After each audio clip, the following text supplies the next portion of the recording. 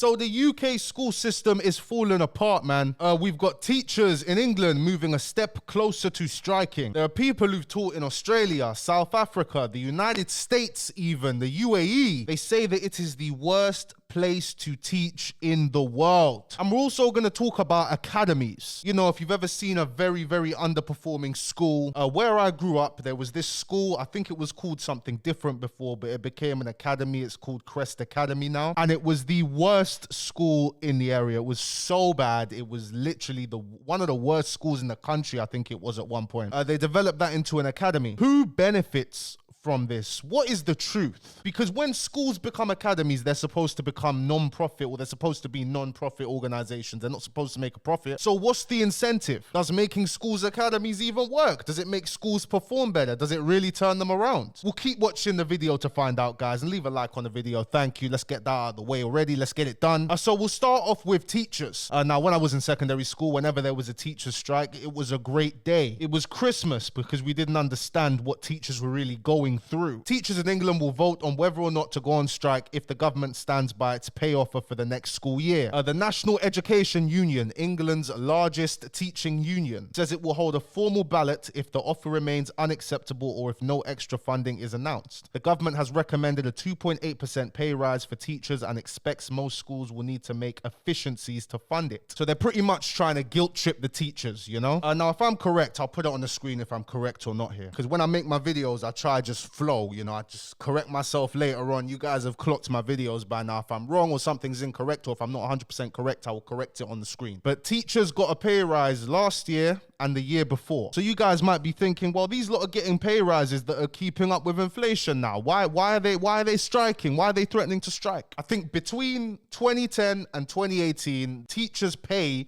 was capped at 1%. Their pay rise was capped at 1%. I'm not sure if they even got that 1% every single year. Now, guys, I don't think I need to do the maths here. I think I can make a fair assumption that teachers' pay has not kept up with inflation. But you might say, oh, but no one else's pay is kept up with inflation. Well, teachers have one of the most important jobs. They're one of the most important people in this country, teachers. For the vast majority of us, without our teachers, we wouldn't be who we are today. And with so many budget cuts, with the fact that the population is going out of control, teachers' workloads have greatly increased. While accounting for inflation, their actual pay, the power that what they can do with their salary, what they take home, is less. So of course they're going to be angry, like everybody is, because it's affecting everybody in the country. So this video was posted 7 months ago by Teacher Therapy. Shout out to her. Let me subscribe to her, I might as well. And she did a video with this guy, Mr. Rufail. I hope I said that right, didn't it? Mr. Rufail. It says he's taught in Australia, New Zealand, the UAE. Jeez, disgusting. And England. And I'm not going to show you guys all of it, but I did watch the whole thing a while ago, and he says a lot. I'll play you guys the key parts that I want you to hear. Mr. Rufael, and he is going to talk to us about his experience teaching in England. He has taught all over the world, but unfortunately teaching in the UK was an awful experience, and he's going to tell us all about it. What are some of the other countries that you taught in? Thank you. So I've taught in Australia, New Zealand, the United Arab Emirates, and the UK. And again, like you said, I had a lot of great experiences in a lot of them, but England was definitely different. A lot of challenges there that don't exist outside of England. Oh, that is so interesting to hear, because I know that in America, a lot of... Sorry, Trish, we don't care what Americans think, all right? You guys live in your own world. I talk about how it took 6 months before my teaching was ever mentioned. It's always like the books. And then one was like, oh, by the way, it's like you're teaching that thing you think you're supposed to be doing here. That there's something you can do here. So it's all about the books and all to please Ofsted. That is crazy. So what he was saying, because I remember watching this, is that Ofsted, you all know Ofsted, the people in charge of rating schools in the UK. Usually it's good, outstanding, I'm not sure the rankings, innit? But he said in schools in the UK, all they care about is pleasing Ofsted. And he said that pleasing Ofsted affects the quality of teaching. I recommend you guys watch this entire interview, actually, if you want to get a full understanding. But it makes a lot of sense. And even me, I remember when I was in secondary school. I mean, damn, that was 7 years ago now. Jesus, damn, 7 years ago I was in secondary now. But teachers did used to care about your books. As he said here, they only care about your books. They're not even really focused on whether the pupils are taking in what you're saying, whether they're understanding. They just want you to make sure that the books look right. He said when Ofsted come to the school for an inspection, a big thing that they do is pick random books, and if they look good, then they're more likely to give you a higher, a higher rating, maybe an outstanding instead of a good. So as a teacher, you could have a style of teaching that would make every single pupil in the class actually understand what's being taught and leave the class understanding, but they don't judge you off that. That doesn't matter. They're not actually coming to the school and asking pupils, can you show me this? Can you show me, I don't know, can you show me quadratic formula, whatever the hell was doing in secondary school. They're just looking at their books. How do their books look? And it even reminds me of my delivery driving job, guys. Where I was working, if the customer wasn't in and they didn't put a leave safe option, then you weren't supposed to leave it safe. I was delivering to a bunch of flats. And once I'd get inside the building and I had like 5-6 flats, different flats to deliver to, like usually half of the people wouldn't be in. If there's a receptionist, if the option to leave safe isn't there, you're not even supposed to leave it with the receptionist. And even if it's a secure building to get into, you're not even supposed to leave it in front of their door. And I know the customer would rather me leave it in front of their door. But if they decide to check my pictures when I get back to the depot, or I'll say got, I'm talking in past tense, I'm not there anymore, thank God. And they would get on to me and say, oh, well, why do you leave it outside the door? You're meant to take a picture with the door open, da da da da. Oh, we're going to give you a warning. Oh, we're going to report. It's just like, bruv, has the customer complained? The customer got their stuff. The customer's probably happy I left it outside their door in their secure apartment building. It gives those type of vibes, Like, oh, the pupils are happy. The pupils understood what I taught them. Oh, but the books, what about the books? The books don't look proper, Can you imagine how annoying that is? It kind of takes away from your purpose as a teacher. I'm not a teacher. I don't understand what it's like to be a teacher, but I'll try and understand. For you to become a teacher, you must have a passion for wanting to, educate the next generation, the youngsters coming up. It can't feel good as a teacher, It must mess with your mind, It's like, what am I doing here? I'm not fulfilling a purpose here. Pupils are leaving my class without knowing stuff. And the only reason they're doing that is because I need to make sure their books are patterned and teach in this way, which I know doesn't work, to appease Ofsted for the upper management in the school who only care about Ofsted. It's a broken system that needs some sort of reform. Everyone loses like that. But hey, any teachers watching this video, please, I'd love to hear what you have to say, honestly. Even if we take a look at the Institute for Fiscal Studies, aka the IFS, in the autumn budget 2024, the new government chose to increase school spending by £2.3 billion. Wow! It gets better, guys. It gets better. With the core school budget increasing in cash terms from 61.6 billion in 2024-2025 to 63.9 billion in 2025-2026. This allows for a 1.6% real terms increase in spending per pupil. W's, yeah? W's. This sounds good, doesn't it? Wait for the punchline. Coming on the back of an 11% real terms increase in spending per pupil power between 2019 and 2025. This allows spending per pupil to return to and exceed its previous high point in 2010. This is not the full story, however. I'll give you guys a little hint of why this is nothing, okay? Why this is actually less than what should have been done. Because between 2019 and 2025, I don't even need to do the maths here. I'm just gonna let you guys do it yourselves. You think inflation was more than or less than 11%? Anyways, out of the £2.3 billion cash terms rise in the core schools budget in 2025-2026, about £1 billion is focused on the high needs budget, which covers pupils with the highest levels of special educational needs, SEN, schools always had an SEN department, and disabilities, which is good. It's good. After accounting for this, the £1.3 billion rise in the rest of the school's budget is likely to amount to a 2.8% rise in cash terms in funding per pupil in mainstream schools in 2025-2026, which is a very small real terms rise relative to economy-wide inflation of 2.4%.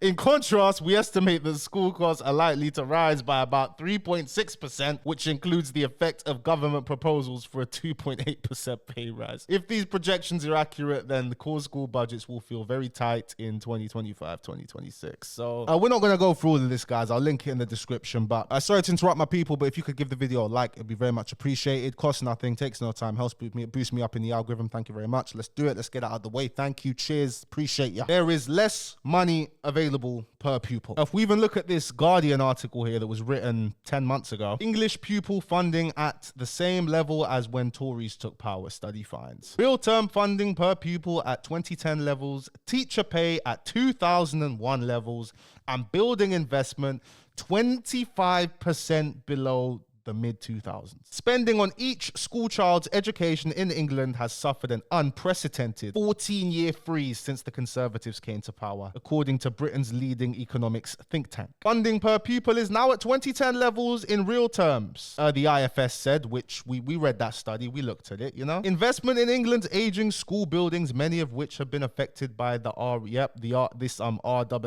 pretty much this whole situation. I'll summarize it quick, guys. RAAC is a type of concrete that they knew was risky for a long time, that they knew wasn't safe. Apparently it can collapse at any time with moisture. It was raining today. In the UK, there's no shortage of moisture. And in 2023, just before like the new school term was going to start, the new school year was going to start, the government told like over 100 schools, yeah, you need to close down, you know, because this actually isn't safe. Nearly 200 schools in the country were found to be at risk of collapsing at any time, bruv. Oh, and also hospitals were affected as well. Hospitals, bro. This was all mad. I don't know how like people forgot about that so quick. That's all mad, you know? Maybe they just acted because they realized, yo, if a school collapses and kids die, that might cause people to go and riot, you know? That probably, I'd be shocked if it didn't, to be honest. And do you guys want to know about academies now? I will move into this scam. I think this deserves its own video because this is just ridiculous, you know? They privatize everything. They privatize prisons. They privatizing freaking schools, bro. Schools. Have you ever seen a school? I mentioned earlier in the video about this school called Crest Academy now that was known to be the worst school in my area. I don't know if it still is. We'll check. All right, you know what? I got to give it to them. In the time since Crest became an academy, Crest is in the top 10 secondary schools in Brent now, which is good because Crest used to be the worst in the whole borough, bro. Like by far, nothing else was even close to it. Arc Academy's number 4.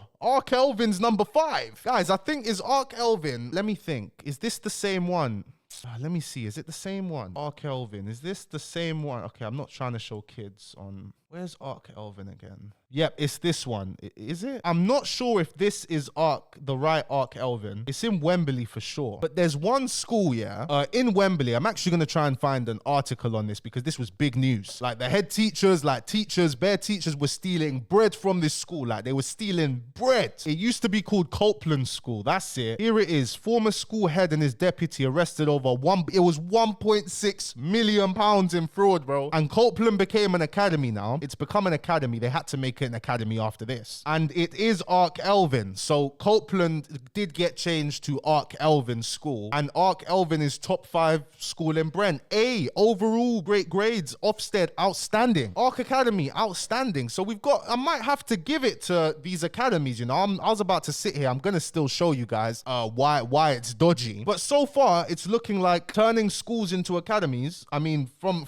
my own area, seeing this, it's worked. It's done good. It's improved these grades. These schools used to be terrible. This school had £1.6 million stolen from it, bro, and they're in the top 5 in the bar. However, when there's private corporations involved, private individuals with public money, there's almost always a form of corruption. It could be minuscule, it could be on a grand scale, but there's always some sort of corruption. People just want to dip their fingers in public money. It's right there. They make it too easy. I can hear my PC. We've got so many tabs open, but look at this. The Great Academy School scandal. These lot even had a panorama made on them as well, like me. Academy funding scandal. Return all schools to local authority control. Schools and colleges have faced over a decade of cuts. Next year's school budgets will hit a 15-year low in real terms, forcing further cuts to staffing and resources. Did you guys know in the UK, I saw a stat. I think it was for every 500 teaching jobs there are, about 20 of them are unfilled. Teachers are having to cover that. Teachers are having to cover that extra workload. And I saw another stat saying that 90% of teachers last year considered leaving the profession because they can try, but everything's set up to make them not be able to do their job properly. And they're going to think, what's the point? I'm not even able to do my job properly. I'm not able to do what I'm passionate about. It's a real mental battle as well on the teachers, man. But guys, I'll try to summarize what goes on with academies. If I get anything wrong or I need to back anything, I'll just slap it up on the screen as usual. Academies are supposed to be non-profit. So what is the incentive of starting a trust for academies? There has to be some sort of incentive, right? Well, especially with this RAAC concrete scandal, there was more incentive because schools need to be rebuilt. Schools are everywhere. Schools' lands can be very, very valuable. So let's say a trust takes up an academy for a school that's failing, doing terribly, very rundown. They can go to the government and say, oh, we need funding to rebuild the whole school. You know, we need funding to do this, and the government will grant it because the school's failing. They want the government to, they want this trust to turn the school around. And the council has no local authority. They have no actual authority over the school. How things are done is completely controlled by the trust. It's completely controlled by the board that the trust appoints. They're in charge of the school, not the government. So while the school's still publicly funded, they're much less transparent about where the money's going. A lot of the CEOs of these non-profits, these trusts that run these schools, are paid more than the prime minister. They pay themselves more than the prime minister, bro. If parents do not like what is going on at the school, they can't go to no higher authority. The only authority is the trust, the board that the trust appoints. They can just ignore you, bro. And again, guys, I'm going to start linking my sources in the description for you guys that want to have a read of these things. But the Education Policy Institute did a study, and we're not going to go through the study, but pretty much they're basically saying there's no evidence of academies boosting grades actually doing good for schools. There's no evidence of them actually changing anything, you know. I've even managed to find this article from 2016 that says the Harrison School Federation, which runs 37 academies in and around London, was floating around the idea of using school land to build houses, to build flats. They're using school land. Technically, the schools are still under public ownership, but what they'll do is they'll lease the land for the school to this private, to whatever this trust for 125 years. So they'll lease the land, they'll do other things with the land, and then they'll use that money to fund developments for the school. So they're running the school like a business. How ridiculous is that? And on top of that, the big money maker, when they're doing all these rebuilds, all these developments, how do you get public money into private hands? Construction contracts. Whoever's in charge of the trust gets to decide who gets the contracts to develop whatever.